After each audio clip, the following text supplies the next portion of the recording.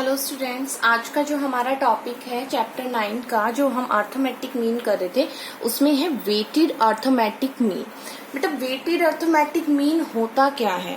देखिए, जब इससे पहले हमने पढ़ा अर्थमेटिक मीन, जिसमें सिंपली क्या था कि जो अर्थमेटिक मीन हम निकाल रहे थे तो उसमें हम क्या कर रहे थे, हर आइटम को इक्वल इंपॉर्टेंस दे रहे थे, right. But weighted arithmetic mean क्या होता है कि इसमें हर आइटम को इक्वल इंपॉर्टेंस नहीं दी जाती। इसमें कुछ आइटम को इंपॉर्टेंस ज्यादा दी जाती है और कुछ आइटम को इंपॉर्टेंस कम दी जाती है। तो वहां पे हम अर्थमेटिक मीन के आगे क्या लगा देते हैं, वेट का नाम दे देते हैं और उसको वेटेड अर्थमेटिक मीन बोल दिया जाता है। तो सिंपल जो अर्थमेटिक मीन का मतलब यहाँ ये है कि जब हम सिंपल अर्थमेटिक मीन निकालते थे तो उसमें हम हर आइटम को इक्वल इंपॉर्टेंस देते थे, right. But weighted arithmetic mean में क्या होता है कि हम कुछ आइटम को इंपॉर्टेंस ज्यादा देते हैं और कुछ आइटम को हम इंपॉर्टेंस क्या देते हैं, कम देते हैं। तो वो क्या होता है, हमारा वेटेड अर्थमेटिक मीन होता है, राइट। अब वेटेड अर्थमेटिक मीन में क्या होता है कि लाइक जो आइटम पहले आया वो फर्स्ट नंबर पे, फिर उसके बाद जो आया वो सेकंड नंबर पे, फिर जो आया वो थर्ड नंबर पे, फिर आया वो फोर्थ नंबर पे। तो ऐसे सीरियल वाइज चलता है, राइट। तो वही है वेटेड अर्थमेटिक मीन में कि जो भी आपको सीरीज में आइटम गिवन होंगे तो उसके साथ आपको क्या गिवन होगा, वेट गिवन होगा। और आपको वेटेड अर्थमेटिक मीन जब आपसे कैलकुलेट करवाया जाता है वेटेड अर्थमेटिक मीन तो उसमें वेट गिवन होगा। और अगर गिवन भी ना हो तो आपको क्या करना है कि जो वैल्यू हाई है उसको 1 नंबर पे रखना है, जो वैल्यू उससे कम है उसको सेकंड नंबर पे रखना है। ऐसे आपको वेट दे देना है 1 2 3 4। और उसके बाद उसका प्रोसीजर कैसे फॉलो होता है वो बताते हैं आपको। तो देखिए, calculation of the weighted arithmetic mean, इसमें क्या होता है, different items are weighted according to their significance. हर आइटम को उसकी इंपॉर्टेंस के अकॉर्डिंग वेट दे दिया जाता है और उस वेट को हम W से डिनोट कर देते हैं। आइटम X, जो X सीरीज में जो आइटम गिवंस होते हैं, are multiplied by their corresponding weights. उसके साथ जो भी वेट होता है तो उस वेट से हम क्या करते हैं, उसको मल्टीप्लाई कर देते हैं and added up to get the summation WX। और फिर क्या कर देते हैं हम, जैसे मान लीजिए आप इंडिविजुअल सीरीज में मीन निकालते थे तो उसमें X सीरीज के ही आइटम गिवन होते थे। अभी क्या है, यहाँ पे X सीरीज के आइटम तो गिवन है लेकिन आपको क्या करना है, उसके साथ वेट गिवन है और वेट को हम W से डिनोट करते हैं। तो उसको क्या करना है, W से मल्टीप्लाई कर देना है और WX निकाल देना है, राइट। तो फिर उसके बाद क्या करना है, आपको वही एज अ सेम प्रोसीजर भी followed in the arithmetic mean.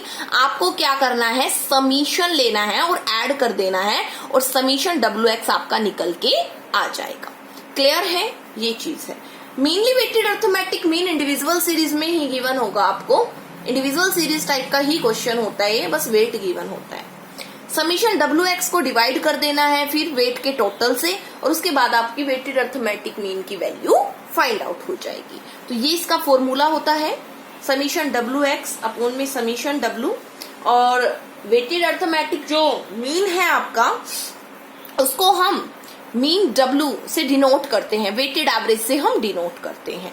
देखिए, हम एक क्वेश्चन करेंगे तो हमको बेटर क्लियर होगा। देखिए, ये X सीरीज का आइटम गिवन है और यहाँ पे क्या कर रखा है, वेट गिवन है। ये तो वेट ऑलरेडी गिवन है तो अच्छी बात है, गिवन है तो हमें क्या करना है, मल्टीप्लाई करना है, कुछ नहीं है मतलब मल्टीप्लाई वेट को। ये X सीरीज का आइटम मान लीजिए आपका गिवन है और ये आपका वेट गिवन है तो हमने WX निकालना है। तो बच्चों 81 को 2 से मैं मल्टीप्लाई करूंगी तो कितना आ जाएगा, 162।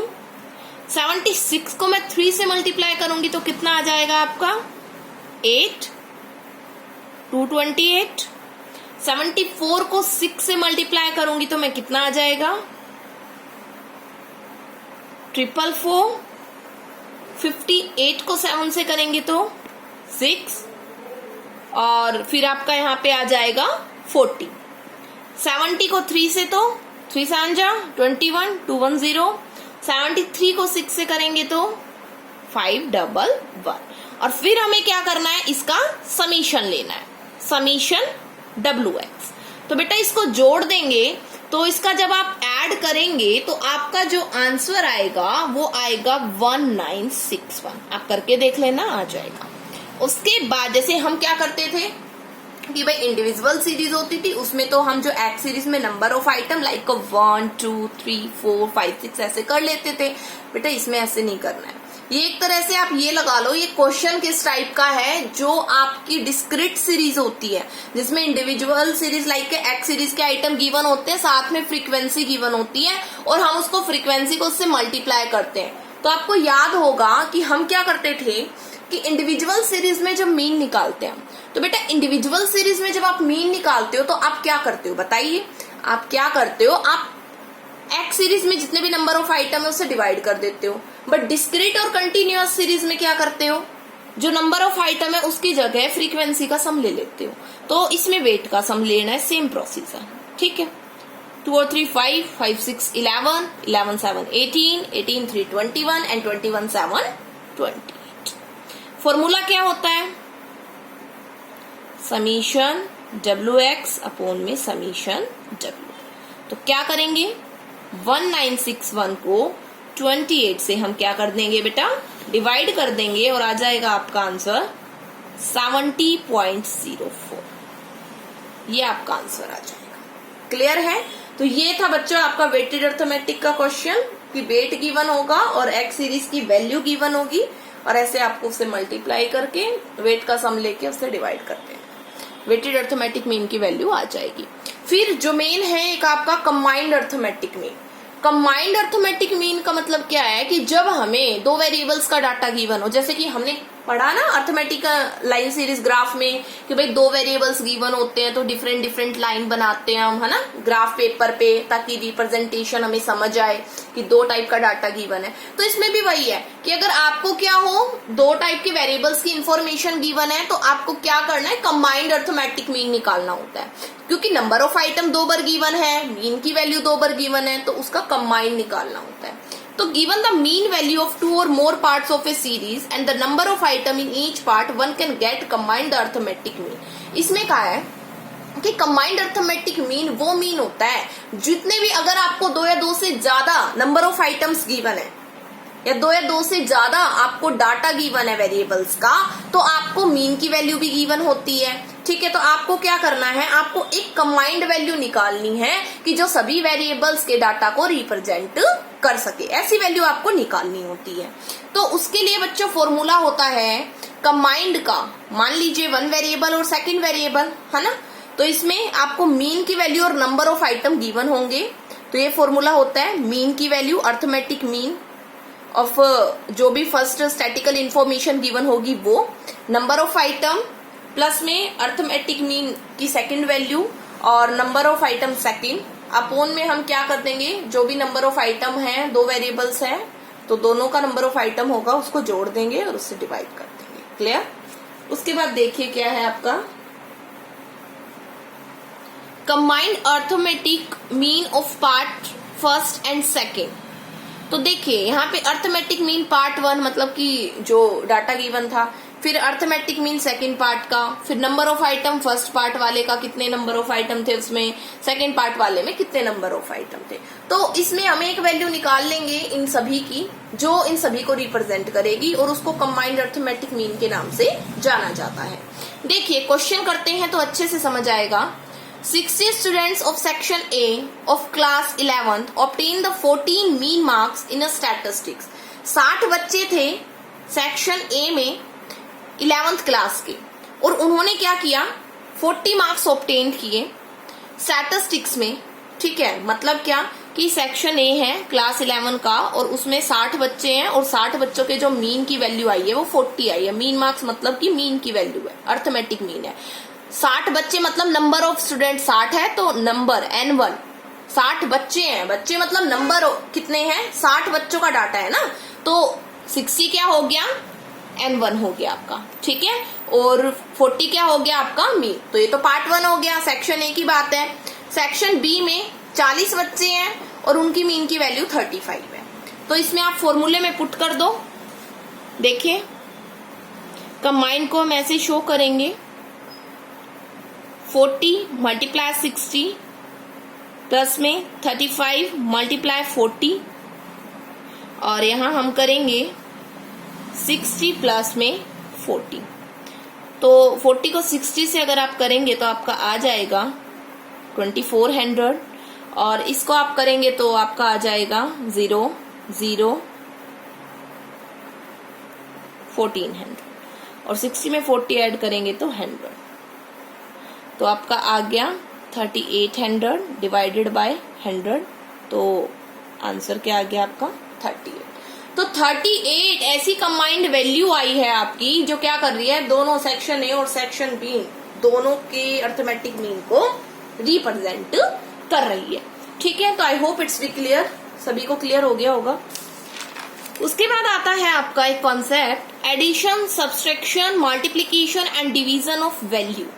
इसमें देखिए क्या है कि हम किसी भी अर्थमेटिक मीन में अगर ऐड करें किसी स्पेसिफिक वैल्यू से, सब्ट्रैक्ट करें, डिवाइड करें या मल्टीप्लाई करें, तो हमें हर सीरीज जो हमें गिवन होगी, जो सीरीज हमें गिवन होगी उसमें भी हमें एडिशन, सब्ट्रैक्शन, डिवीजन और मल्टीप्लाई करना होगा, जिसकी वजह से मीन की वैल्यू में चेंज आएगा। तो देखिए क्या है, if there is some specific value added to or subtracted in different item of a series, अगर हम क्या करते हैं, कोई भी एक स्पेसिफिक वैल्यू जो होती है उसको हम जोड़ते हैं या घटाते हैं, जो भी सीरीज के डिफरेंट आइटम्स होते हैं उनमें, तो मीन की वैल्यू जो होती है वो भी घटती बढ़ती है उसी स्पेसिफिक आइटम से। मान लीजिए मैंने 5 जोड़ दिया, हर सीरीज में 10 आइटम है, 10 के 10 आइटम में, तो मीन की वैल्यू में भी 5 जोड़ना पड़ेगा, मतलब उसमें 5 का चेंजमेंट आएगा। ये चीज इसने बता रखी। ठीक है, और वही है, अगर हम सीरीज में मल्टीप्लाई या डिवाइड करते हैं किसी भी स्पेसिफिक आइटम से, तो मीन की वैल्यू को भी आपको क्या करना पड़ेगा, डिवाइड करना पड़ेगा या मल्टीप्लाई करना पड़ेगा। ये चीज है। तो ये क्वेश्चन है, एक सीरीज गिवन है यहाँ पे आपको, देखिए समीशन 150 एक इंडिविजुअल सीरीज है, उसका मीन मैंने 30 निकाला। अब मान लीजिए इसमें मैं ऐड करती हूँ, इस सीरीज में मैं एक स्पेसिफिक आइटम लिया मैंने 2, और इस 2 को मैं क्या करती हूँ, ऐड करती हूँ। तो 10 है, 10 में 2 ऐड करेंगे तो 12, 20 में 2 ऐड करेंगे तो 22, 30 में 2 ऐड करेंगे तो 32, 40 में 2 ऐड करेंगे तो 42, 50 में 2 ऐड करेंगे तो 52। अब मैंने इसका लेना है समीशन, तो बताइए कितना आएगा, 160। नंबर ऑफ आइटम तो सेम है 5, मीन की वैल्यू अगर मैं निकालूं 160/5 तो कितनी आई बताइए, 32 आई। तो क्या देखा आपने कि वो स्पेसिफिक वैल्यू जो थी ना वो मीन की वैल्यू में ऐड हो गई है। आपने सीरीज के सभी आइटम में ऐड किया, उसके बाद आपने दोबारा से मीन निकाला, तो आपने ये पाया कि मीन की वैल्यू में भी वो स्पेसिफिक जो आइटम था वो ऐड हो गया है। तो ये चीज है कि अगर हम स्पेसिफिक आइटम को किसी भी सीरीज के आइटम में ऐड करें, सब्ट्रैक्ट करें, मल्टीप्लाई करें या डिवाइड करें, तो मीन की वैल्यू में भी उसी स्पेसिफिक वैल्यू से चेंजमेंट आ जाएगा। और ये चीज हमने आपने चेंज ऑफ ओरिजिन और चेंज ऑफ स्केल जो प्रॉपर्टी पढ़ी थी मीन की उसमें पढ़ा था।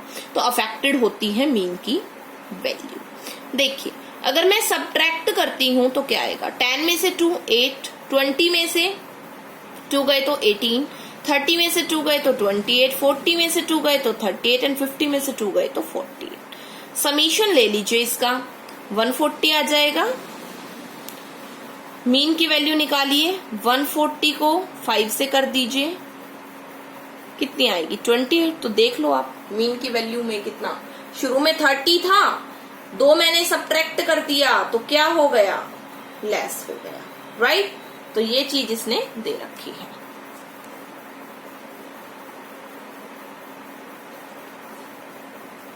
उसके बाद हमें क्या करना है, मल्टीप्लाई करना है। ठीक है, हमें क्या करना है, मल्टीप्लाई करना है। तो 2 से मल्टीप्लाई कर रही हूं मैं, देखिए 10 को 2 से किया तो 20, 40, 60, 80, 100। क्लियर। अब इसको आप जोड़ दीजिए तो कितना आ जाएगा, 300। नंबर ऑफ आइटम 5 है आपके, मीन की वैल्यू देखिए कितनी आ गई आपकी, 60 आ गई। तो भाई मीन जो था 30 था, और 30 को अगर मैं 2 से मल्टीप्लाई करूं तो 60 ही आएगा। ठीक है, तो वही है, आ गई आपकी वैल्यू। ऐसे ही अगर हम इसको डिवाइड करेंगे,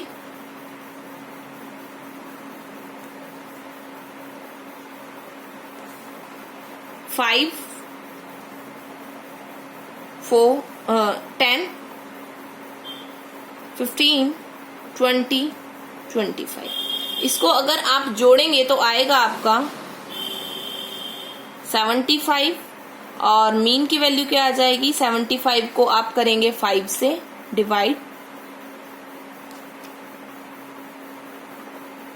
15, तो वही है 30 को अगर मैं 2 से डिवाइड करूंगी तो 15 ही आएगा, तो मीन की वैल्यू आ गई 15। तो सिंपल यहाँ पे ये समझने का था कि अगर हम किसी भी सीरीज हमें गिवन है और उसमें हम कोई भी स्पेसिफिक वैल्यू को ऐड करें, सब्ट्रैक्ट करें, डिवाइड करें या मल्टीप्लाई करें तो answer will be the same, क्योंकि मीन में भी फिर क्या होता है, अफेक्शन होता है, चेंजमेंट होता है उसी स्पेसिफिक वैल्यू से। तो ये चीज थी यहाँ पे। अब हम मीन की कुछ मेरिट्स और डीमेरिट्स के बारे में जानेंगे। मेरिट्स क्या है? Simplicity. From the view point of calculation and usage, arithmetic mean is the simplest of all the measure of central tendency. Central tendency is a value which represent the value of all the item in the series, right. तो उस case में क्या है कि mean निकालो, median निकालो, mode निकालो, correlation निकालो। एक मीन एक ऐसा सिंपल वैल्यू है जो आसानी से कैलकुलेट किया जाता है और आपको भी सबसे आसान मीन ही लगेगा, ठीक है। तो सिंप्लिसिटी होती है। Certainty, arithmetic mean is a certain value, it has no scope for estimated the value। इसका मतलब यहाँ ये है कि अर्थमेटिक जो मीन है वो एक सर्टेन वैल्यू बताता है हमें, जिसका कोई स्कोप नहीं होता फॉर एस्टिमेटेड वैल्यू। मतलब कि एक वैल्यू बताता है और वो एक वैल्यू सभी आइटम जो भी सीरीज में उसको रिप्रेजेंट कर देती है। तो कोई एस्टिमेशन पे डिपेंड नहीं है, हमको निकालना है simple, based on all the items. बिल्कुल सीरीज में जितने भी आइटम्स होते हैं उन सभी आइटम पे अर्थमेटिक मीन की वैल्यू बेस होती है। वो एक रिप्रेजेंटेटिव वैल्यू होती है जो सभी आइटम को क्या करती है, रिप्रेजेंट करती है। Algebraic treatment, it is capable of further algebraic treatment. बिल्कुल हम मैथमेटिकली वे से ही, एल्जेब्रिक वे से इसका हम क्या करते हैं, यूज करते हैं। Stability, it is a stable measure of central tendency. This is because change in a sample of a series having a minimum effect on a arithmetic mean। इसका मतलब क्या है कि ये अर्थमेटिक मीन जो है वो एक स्टेबल मेजर है सेंट्रल टेंडेंसी का, मतलब कि एक सिंपल मेजर भी है और एक स्टेबल मेजर भी है, जो क्या करता है, एक रिप्रेजेंटेटिव वैल्यू बताता है जिससे सभी आइटम की रिप्रेजेंटेशन हो जाती है। तो इसमें स्टेबिलिटी बनी होती है, कोई चेंजमेंट नहीं होता है, आसानी से हर कोई क्या कर लेता है, कैलकुलेट कर लेता है, ठीक है। तो ये है, तो अर्थमेटिक मीन पे इतना अफेक्ट नहीं पड़ता है, स्टेबिलिटी रहती है इसमें। Basis of comparison, arithmetic mean की जो वैल्यू निकल के आती है उसके बेसिस पे हम कंपैरिजन कर सकते हैं डाटा के बीच में। Accuracy test, it can be tested for its accuracy. बिल्कुल हम एक्यूरेसी लेवल चेक कर सकते हैं कि जो मीन की वैल्यू निकल के आई है वो कितना एक्चुअल में वो रिप्रेजेंट कर रही है, नहीं कर रही है, वो चीज हम चेक कर सकते हैं। डीमेरिट्स क्या है? Affect the extreme value. Extreme मतलब लाइक हाई वैल्यू जो होती है मीन की वैल्यू, जो निकल के आती है मीन की वैल्यू, वो हाई वैल्यू को अफेक्ट आउट करती है। ये इसका लिमिटेशन है, एक इसका डीमेरिट है। कैसे? देखो मेन डिफेक्ट होता है इसमें। जैसे मान लीजिए आपकी क्लास है +1 और उसमें मैंने पॉकेट एक्सपेंडिचर को जानना चाहा, तो 5 फ्रेंड थे, उनमें से एक फ्रेंड रिच क्लास से बिलोंग करता था और उसका जो पॉकेट एक्सपेंडिचर था वो 2000 का था, और उसके जो फ्रेंड्स थे 4, उनका पॉकेट एक्सपेंडिचर 100, 70, 50, 80 ऐसे था। मैंने उन 5 फ्रेंड्स का अर्थमेटिक मीन निकालना चाहा, तो मैंने निकाल दिया, तो अर्थमेटिक मीन निकल के आया 460। अब 2000 रुपए जिसको मिल रहे हैं पॉकेट एक्सपेंडिचर के, उसका भी वैल्यू दिखा रहा है 460, और जिसको 70-50 मिल रहे हैं उसका भी 460 दिखा रहा है। मतलब कि एक्सट्रीम वैल्यू तो बहुत ज्यादा अफेक्ट आउट हो गई। कहाँ? 460 है ना, और कहाँ पे आप उसका कर रहे हो 1940 से, मतलब कितना कम है ना, देख रहे हो आप। तो यही चीज इसमें दे रखी है कि आप खुद देख लो, 1540 कम दिखा रखा है इसमें, है ना, 2000 वाले का। तो कितना एक्सट्रीम वैल्यू अफेक्ट करता है, ये चीज इसने बता रखी है। कि एक्चुअलिटी, जैसे मैंने मीन जब पढ़ाया था तो मैंने शुरू में भी बताया था आपको कि मीन की जो वैल्यू है ना वो एक्यूरेसी लेवल कभी भी नहीं बता पाती। मीन वैल्यू में not figure in the series at all. Mean की जो वैल्यू निकल के आती है वो जरूरी नहीं है वो वैल्यू जो सीरीज आइटम गिवन है उसमें अवेलेबल हो, ऐसा कोई जरूरी नहीं होता। द मीन वैल्यू में समटाइम्स भी that value which doesn't figure in the series, मतलब उसको हम सीरीज में फिगर आउट नहीं कर पाते। जैसे मान लीजिए मेरे को एवरेज वैल्यू निकालनी है 2, 3 और 7 की, निकल के आती है 4, तो क्या 4, 2, 3, 7 में है? नहीं है, इनके बीच में लाई करता है ना। तो यही है कि जरूरी नहीं होता कि जो मीन की वैल्यू निकल के आए वो सीरीज आइटम में गिवन। लाफेबल कंफ्यूजन, बिल्कुल कई बार ऐसे परिणाम निकल आते हैं मीन के, हमने ऊपर ही पढ़ा कि एक्सट्रीम वैल्यू को अफेक्ट कर रहा था, कहाँ 2000 और कहाँ 460। तो फनी टाइप के देखिए कैसे, कई बार क्या होता है, मान लीजिए +1 क्लास है और +2 क्लास है। +1 क्लास में 50 बच्चे हैं, +2 क्लास में 51 बच्चे हैं। मेरे को दोनों क्लास के बच्चों का एवरेज लेना है और एवरेज निकल के आता है 50.5। तो मैं 50.5 से क्या ये अंदाजा लगाऊं कि 50.5 बच्चे जो हैं वो +1 में हैं और 50.5 बच्चे +2 में हैं? क्या ऐसा हो सकता है? Is it possible? It's be intended, right? तो इट्स वेरी फनी। तो यही है कि कई बार क्या होता है, लाफेबल कंक्लूजन निकल के आते हैं। उसके बाद बात आती है अनसर्टेबिलिटी की। अनसर्टेबिलिटी का मतलब यहाँ ये है कि अर्थमेटिक जो मीन होता है वो सुइटेबल नहीं होता इन केस ऑफ अगर परसेंटेज में आइटम गिवन हो, इन केस ऑफ अगर प्रपोर्शन या रेशियो में आइटम गिवन होते हैं तो अर्थमेटिक मीन का फॉर्मूला लगाना सुइटेबल नहीं होता है। Misleading the conclusion, misleading the conclusion का मतलब क्या है? Sometimes it offer the mislead to conclusion. कई बार क्या करता है, ये कंक्लूजन जो निकल के आता है उसको मिसलीड कर देता है, गलत कर देता है। जैसे मान लीजिए इनकम जो है दो इंडिविजुअल्स की ए एंड बी की 2012 और 2014, ठीक है, इनकम गिवन है 2012 से 14 तक की 2 पर्सन की। अब देखिए मैं एग्जांपल के थ्रू बताती हूँ आपको कि 2012 में जो इनकम थी ए की वो 1000 थी, फिर 13 में 2000 हुई, 14 में 3। तो आप ये देख रहे हो कि इनकम उसकी बढ़ रही है। टोटल जो इनकम आई, जो टोटल इनकम आई 2012 से 14 का मैंने निकाला तो टोटल इनकम आई 6000 और जो बी वाले की जो इनकम आई वो 6000 आई। बी वाले की 2012 में 3 थी, फिर 2000 हुई, फिर 1000 हुई। मतलब क्या हुआ, डाउन जा रही है, ए वाले की बढ़ रही है, बी वाले की घट रही है, बट एवरेज जो है वो सेम निकल के आया दोनों का 2000।